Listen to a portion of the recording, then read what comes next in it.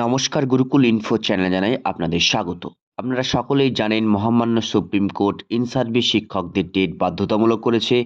৩১শে August ২০২৮-এর মধ্যে সমস্ত in service শিক্ষক যাদের ৫ বছর চাকরি আছে তাদের কিন্তু দিতে হবে। যদিও পরবর্তীকালে অর্ডিন্যান্স এসে এই ডেট বাতিল হবে কি হবে না সেটা দেখার বিষয়। তবে ইতিমধ্যেই তেলেঙ্গানা সরকার কর্মরত শিক্ষকদের টেট সংক্রান্ত নতুন একটি অর্ডার জারি করলো। সম্পূর্ণ তথ্য আপনাদের সামনে শেয়ার করব। ভিডিওটি শুরু করার আগে চ্যানেল যারা নতুন তাদের বিশেষ অনুরোধ, চ্যানেলটি সাবস্ক্রাইব করে পাশে থাকবেন।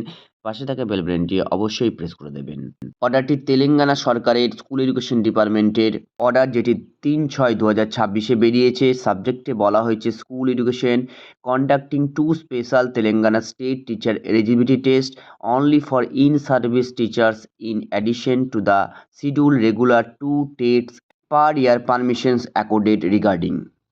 চিঠিতে বলা হয়েছে হায়দ্রাবাদে তেলেঙ্গানা সরকার শিক্ষকদের যে যোগ্যতামান পরীক্ষা অর্থাৎ টেট টিচার এলিজিবিলিটি টেস্ট বছরে 2বার করে নেবে একদম কর্মরত শিক্ষকদের জন্য, সেই সংক্রান্ত অনুমতি প্রদান করেছে।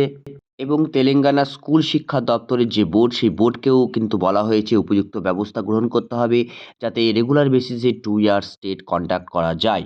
যাই হোক, ভিডিওতে এইটুকু তথ্য আপনাদের সামনে শেয়ার করলাম। সকলে ভালো থাকুন, সুস্থ থাকুন। ধন্যবাদ।